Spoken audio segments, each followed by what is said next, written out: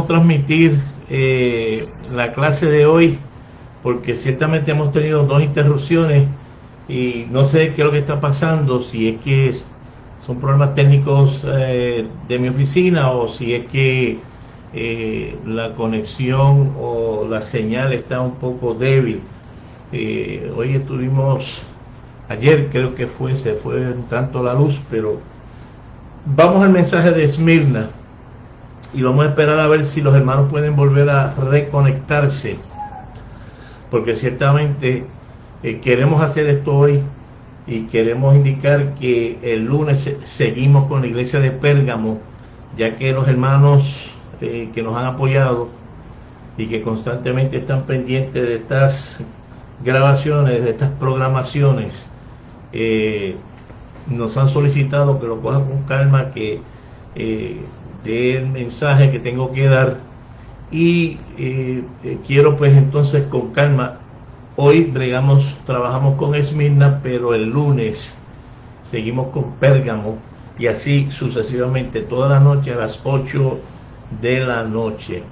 Hoy vamos a trabajar con Esmirna, y Esmirna es la iglesia que está en Asia Menor, lo que hoy es Izmir en Turquía. Vamos al contexto histórico de Esmirna. Esmirna era otra ciudad rica en comercio, comparada con Éfeso. La única diferencia de Esmirna era que la ciudad era bastante adelantada, prolífera en la ciencia, y también no tan solo en el comercio, sino también era famosa por la medicina y edificios preciosos, unas edificaciones magistrales. Así que era bien adelantada en la ciencia, en la medicina y en unas edificaciones majestuosas, preciosas, que de hecho el día de hoy los que puedan visitar Izmir, lo que hoy se conoce como Izmir, era Esmirna antes, pueden ver las publicaciones, las grandes edificios y construcciones que hicieron de Esmirna una ciudad bellísima. Otra cosa muy importante en Esmirna es que sencillamente la ciudad sufrió unas cuantas devastaciones antes de que la iglesia se desarrollara.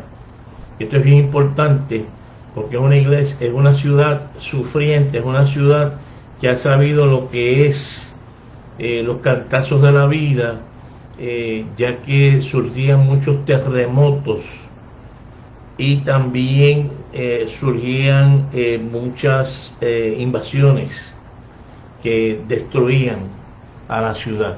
Pero como la ciudad estaba en la costa, era rica en comercio y tenía una cultura diversa, era bien importante para los romanos, y la volvían a reconstruir con el tiempo.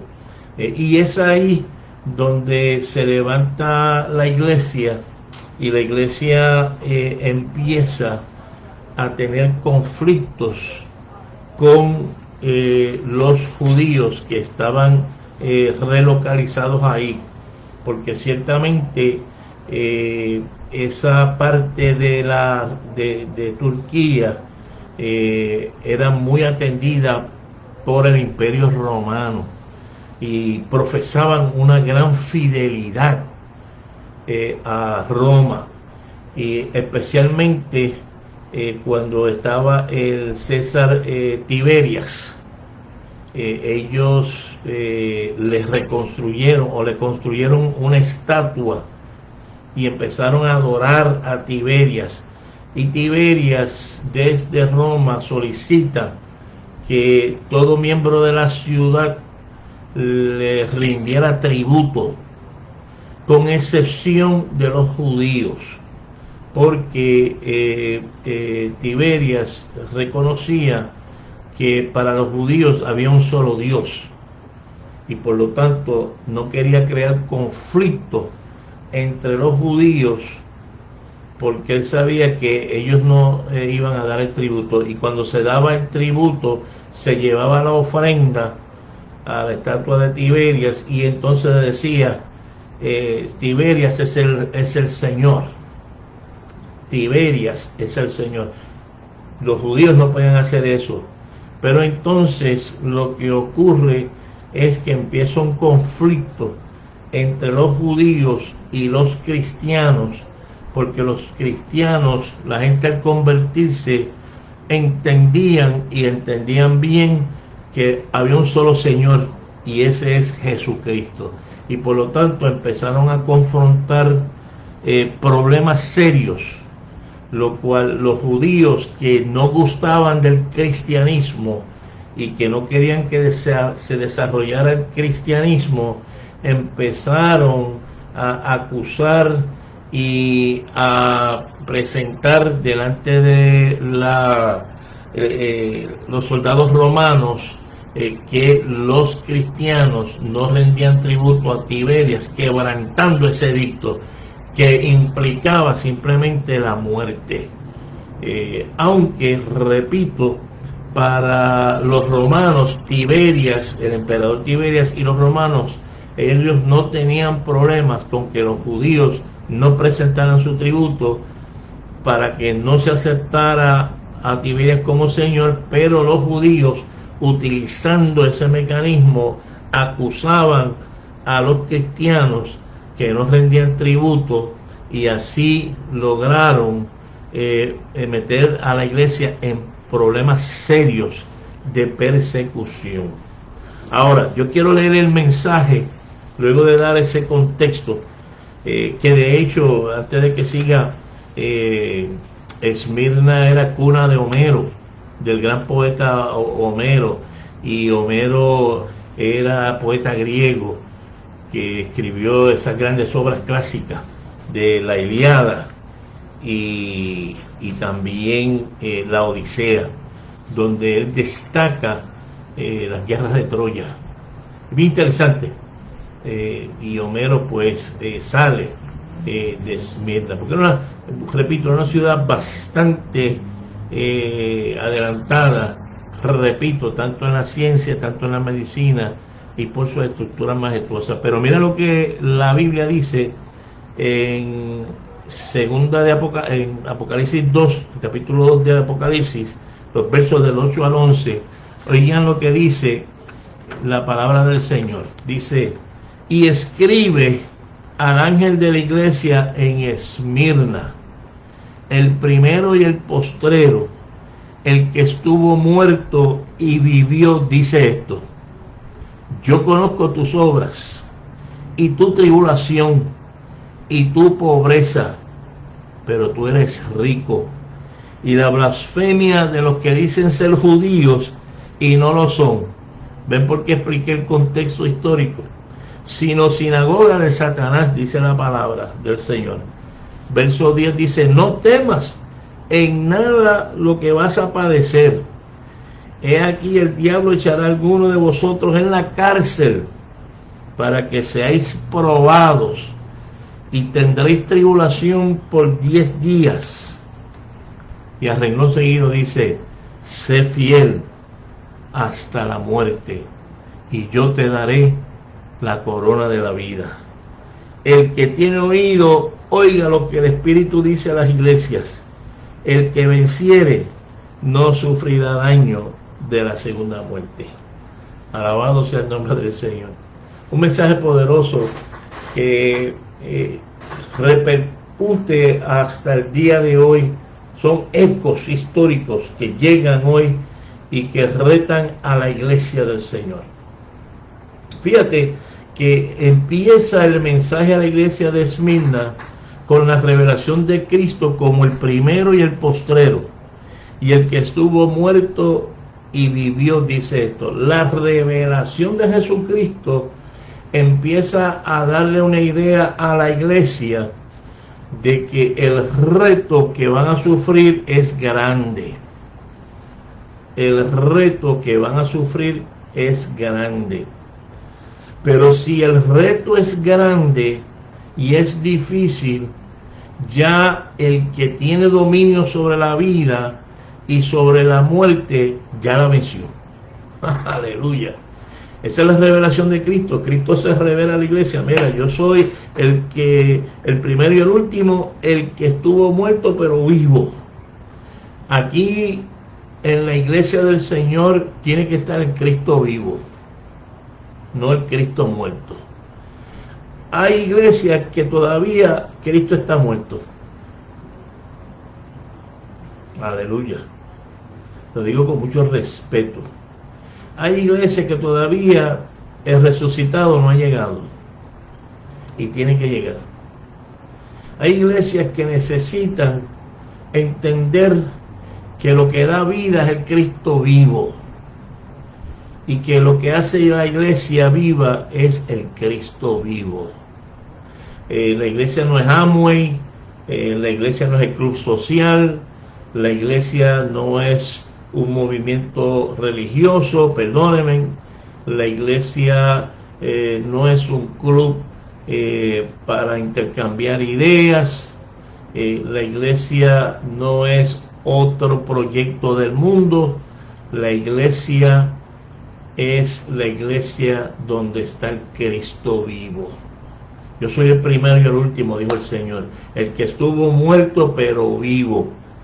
Vivo no porque va a dar una bendición sobreabundante a una iglesia que no va a sufrir, sino porque le está diciendo, lo que ustedes van a pasar, ya yo lo pasé. Lo que ustedes van a sufrir, ya yo lo sufrí. Lo que ustedes van a experimentar, ya yo lo experimenté. Pero recuerda que ustedes no lo han experimentado o lo están experimentando, pero ya yo lo he vencido. Cualquier crisis que venga a ti, ya yo la he vencido. Cualquier enfermedad que venga a ti, ya yo la he vencido. Cualquier asunto peligroso, ya yo lo he vencido. Porque Él es el primero, Él es el postrero, Él es el que estuvo muerto y ahora vive. Aleluya. Alabado sea el Señor. Y esa es la revelación de Cristo a una iglesia que está siendo perseguida. La iglesia de Esmirna. Pero aquí hay otra cosa interesante. Aquí hay otra cosa muy interesante. Porque dice esos próximos versos: yo conozco tus obras y tu tribulación y tu pobreza. Pero tú eres rico, y la blasfemia a los que dicen ser judíos y no lo son, sino sinagoga de Satanás. Aquí hay una cosa bien interesante, porque aquí el reto es que tenemos que entender que el problema de la iglesia de Esmirna no viene de afuera. Oigan esto. El problema de la iglesia de Esmirna no viene de afuera. El problema de la iglesia viene de adentro. Aleluya. Viene de adentro. Viene de aquellos que dicen que son hermanos y hermanas. Viene de adentro. Ayer estamos viendo la iglesia de Éfeso, de los Nicolaitas, y viene de Nicolás, que era un diácono en la iglesia, que se apartó y que abrazó la falsa doctrina y dividió a la iglesia. Porque los problemas de la iglesia serios son los problemas internos. Porque Tiberias no tenía problema con que los cristianos no rindieran tributo. Los soldados romanos no tenían ningún edicto para que los cristianos que no querían rendir tributo no lo hicieran. Fueron los mismos judíos, o los que dicen ser judíos, porque esto hay que aclararlo. Necesariamente los acusadores de la iglesia no es que eran judíos. Yo quiero hacer esa distinción. Pueden ser que fueran judíos, pero dice el mensaje de Esmirna, los que dicen ser judíos y no lo son. O sea, que pueden ser que eran hermanos y hermanas de la iglesia, que se disfrazaban de hermanos y de hermanas, y cuando habían problemas interpersonales acusaban a esos hermanos, a los otros hermanos, a las autoridades romanas, con que no rendían tributo a Tiberias, y eran entonces encarcelados y perseguidos. El problema muchas veces, subraya esa frase, viene de adentro y no de afuera. Sí, el reto de afuera puede ser que hay que cumplir con unas necesidades, que hay que cumplir con unos requisitos, que hay que seguir unos parámetros legales. Eso es así. Pero los problemas que estremecen a la iglesia, los problemas que ponen en peligro el desarrollo de la iglesia, los problemas que ponen en peligro, que secuestran el crecimiento de la iglesia, vienen de adentro. A veces las iglesias no crecen porque están secuestradas por personas que no creen en el crecimiento de la iglesia. A veces el avivamiento no llega, del Espíritu Santo no llega a la iglesia, porque la iglesia está llena de gente que tienen secuestrada la iglesia porque no creen en el Espíritu Santo. A veces la iglesia no crece, no se desarrolla, porque a veces hay pastores o pastoras que no creen en el Espíritu Santo, y eso produce un gran reto interno. Y ese es el reto de Esmirna. Esmirna no estaba siendo perseguida por las fuerzas externas, estaba perseguida por las fuerzas negativas internas, por los de adentro. Por los de adentro. Por eso dice, mira, que algunos son judíos que dicen que son, pero no lo son, sino que son sinagoga de Satanás. Porque el diablo lo que siempre quiere hacer es destruir a la iglesia. El diablo lo que siempre quiere hacer es manchar a la iglesia. El diablo lo que quiere es destruir los matrimonios, destruir tu vida, destruirte, alejarte de Dios, llenarte de pecado, convertirte en un animal. Esa es la misión y el fin ulterior del enemigo de las almas. Y por eso es sinagoga de Satanás. Cuando en la iglesia hay personas que toman posiciones de liderato, pero que no son lideratos en sí, no son líderes en sí, sino que son personas para secuestrar, para mantener en hostigamiento y para mantener control del crecimiento, del desarrollo y de la bendición de la iglesia. Alabado sea el nombre del Señor. Y yo no estoy diciendo que eso pasa en todo sitio, y yo no estoy diciendo que eso ocurre en toda iglesia, pero los que son creyentes saben lo que yo estoy hablando. Saben lo que yo estoy hablando. Yo puedo contar historias, innumerables historias de proyectos que pudieron hacerle bien a la iglesia, pero por esa falta de fe, de espiritualidad y de compromiso con la iglesia, no se abrazó, ni se logró, ni se aceptó. Yo no estoy diciendo que hay que hacer todo lo que dice el pastor. Yo no estoy diciendo que hay que hacer todo lo que dice el liderato. Yo lo que estoy diciendo es que hay que discernir el cuerpo de Cristo para ver quiénes son aquellos que más que ayuda son piedras de tropiezo. Porque eso era lo que pasaba en la iglesia de Esmirna. Cuando habían problemas entre los hermanos, repito, entonces los acusaban a las autoridades y venían los soldados romanos, se los llevaban bajo el pretexto que no pagaban tributo a Tiberias, cuando a Tiberias eso ni le importaba. Bendito y alabado sea el nombre del Señor. Bendito y alabado. ¿Cuánto alaban al Señor, hermanos queridos? Alabado sea el nombre del Señor. Bendito y alabado sea el nombre del Señor. Y por eso a mí me parece que la iglesia, como dije anoche, tiene que ser el taller de Dios a través del Espíritu Santo para desarrollar líderes, hombres y mujeres de Dios que sean capacitadas para ser embajadores del reino. Porque la persona que no quiere hacer nada, la persona que está sentada en la banca, la persona que lo que quiere es dame, la persona que sencillamente no, mira, no le interesa nada, es una carga.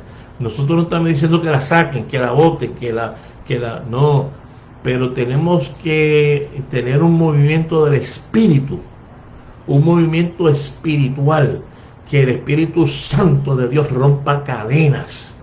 A veces más que el Señor, dame proyectos, a veces más que meterse en vamos a hacer esta misión, vamos a hacer este proyecto, a veces lo que hay que meterse es en el proyecto de liberación.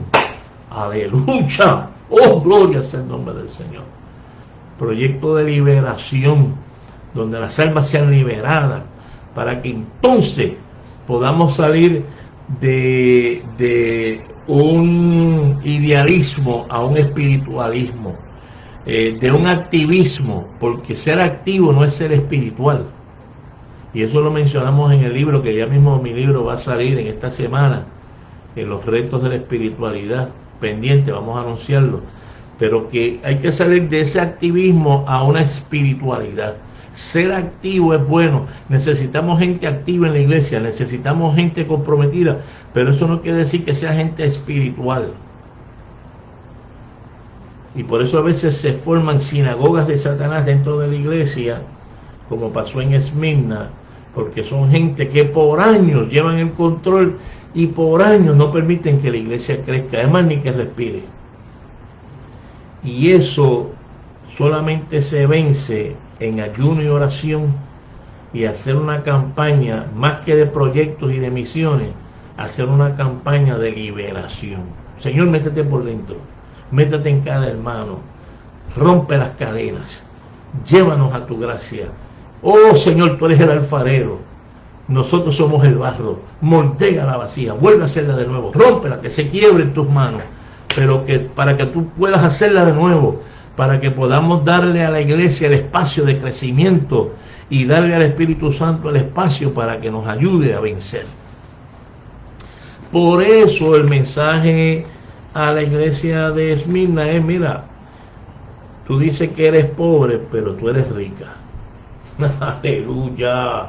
Oh, gloria sea el Señor. Porque la riqueza de Esmirna no era su ciencia, su medicina, sus edificios majestuosos.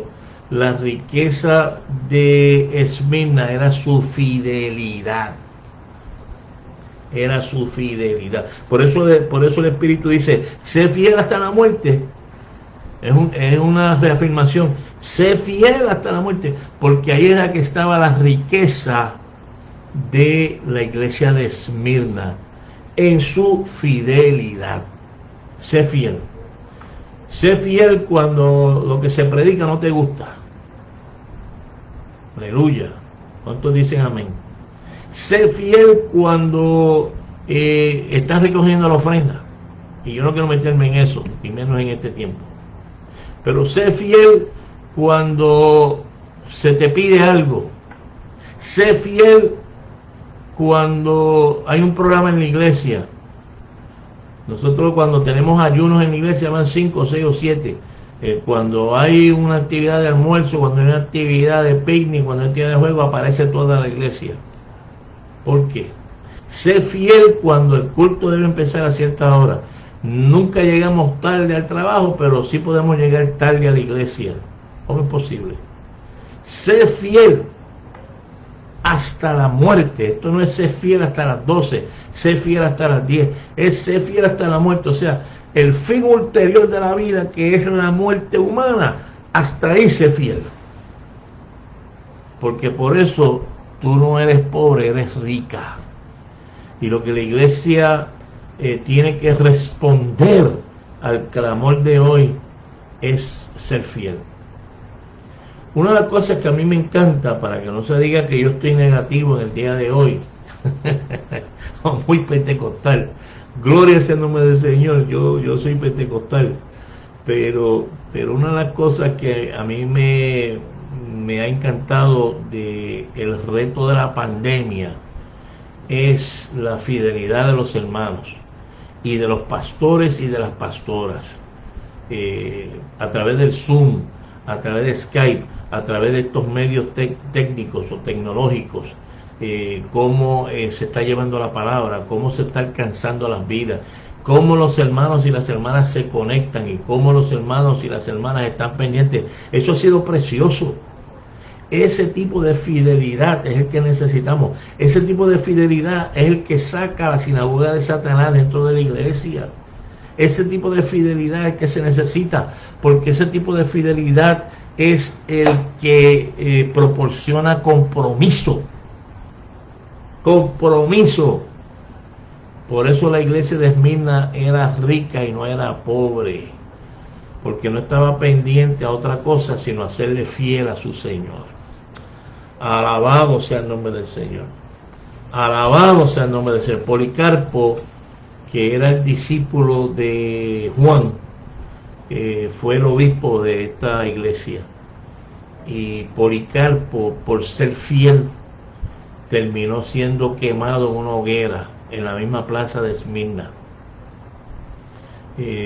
Cuando acusaron a Policarpo ante el emperador Tiberias, Tiberias le mandó un mensaje a Policarpo para que se leyera en plena plaza. Y el mensaje entre líneas decía: si adoras mi estatua y le rindes tributo a mi estatua y dices y confiesas que Tiberias el César es el Señor, eres libre y no te matamos. Y Policarpo dijo: aleluya, ¿cómo es posible que yo le sea infiel a mi Señor, al Dios que me ha dado la vida, al Dios que me ha dado nueva vida? Solo hay un Señor y ese es Jesucristo. Y ahí mismo, por esa fidelidad, lo quemaron en la hoguera. Pero fue fiel hasta la muerte. Y por eso el Espíritu de Dios dice: mira, ustedes van a padecer porque aquí vamos a otro aspecto. Aquí hay otro aspecto. Ser fiel no implica que todo me va a salir bien. Ser fiel no implica que yo no voy a tener problemas. Ser fiel no implica que yo no me voy a enfermar. Ser fiel no implica que yo voy a estar libre de retos y de problemas. Por eso el verso, aquí estoy leyendo, el verso 10, dice: no temas en nada lo que vas a padecer.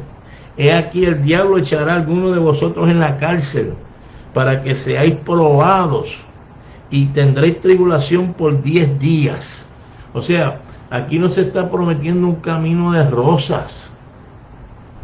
Aquí no se está prometiendo un camino de abundancia y de prosperidad todo el tiempo.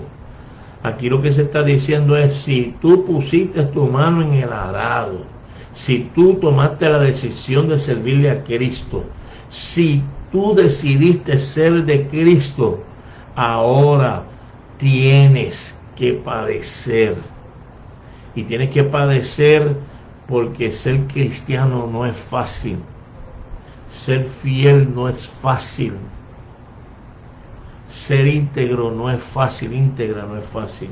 Seguir el camino del Evangelio es estrecho y no son muchos los que caminan por él. Más ancho es el camino que lleva a la perdición.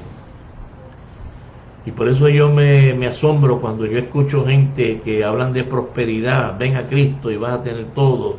Dale a Cristo y Él te va a recompensar. Dale. Y miren, Dios es un Dios de prosperidad. Yo no lo estoy negando. Dios es un Dios que sana. Dios es un Dios que levanta. Dios es un Dios que bendice.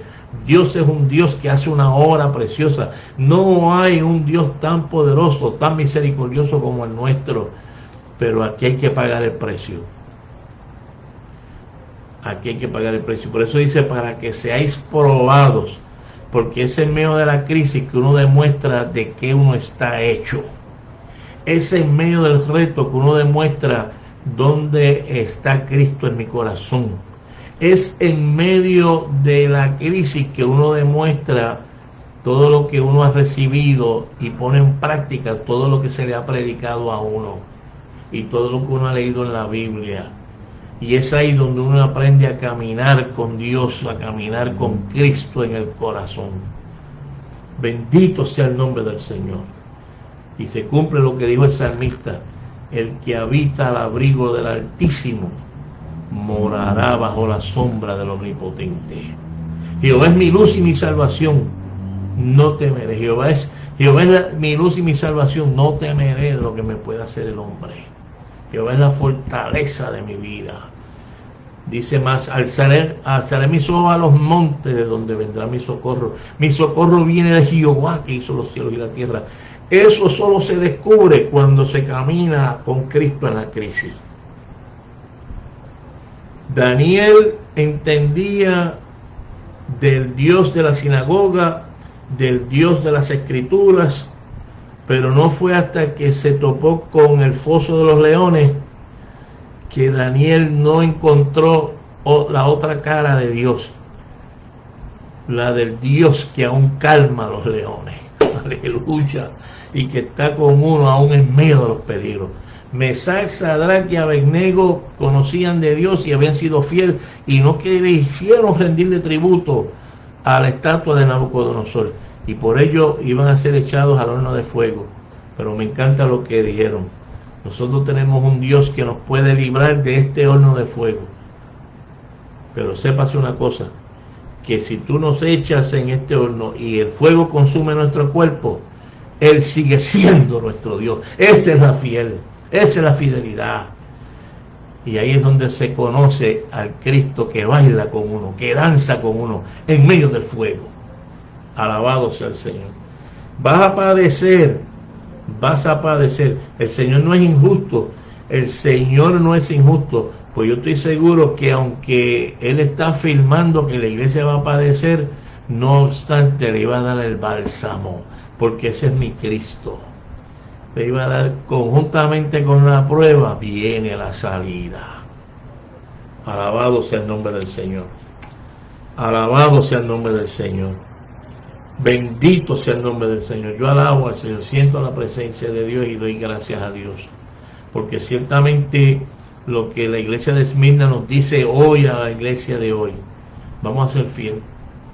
Vamos a ser fieles. Y le habla a los pastores, a las pastoras, a los líderes, a los obispos, a los laicos, a la congregación: vamos a seguir siendo fieles. Vamos a seguir siendo fieles. ¿Por qué somos iglesia? No porque ya nos acostumbramos a llenar las bancas. ¿Por qué somos iglesia? No porque sencillamente ese es mi lugar. ¿Por qué somos iglesia? No porque yo tenga este título o tenga esta profesión. ¿Por qué somos iglesia? No porque llevamos un año de tradiciones y de reglamentos y de pólizas. ¿Por qué somos iglesia? Somos iglesia porque Cristo es nuestro Señor y estamos llamados a serle fiel a ese Cristo. Y cuando utilizamos esa fórmula, nos encontramos con el Cristo que puede hacer de lo imposible lo posible. Gloria sea el nombre del Señor. Por eso dice: vas a padecer y vas a ser entregado por gente. Y repito, el problema viene de adentro, mas sin embargo, yo te daré la corona de la vida. Aleluya. Gloria sea el nombre de Dios. Yo te daré la corona de la vida. Yo quiero mi corona. Tú quieres tu corona. Esa corona implica que soy hijo, que eres hija. Esa corona implica que peleaste la batalla y al final tuviste la victoria.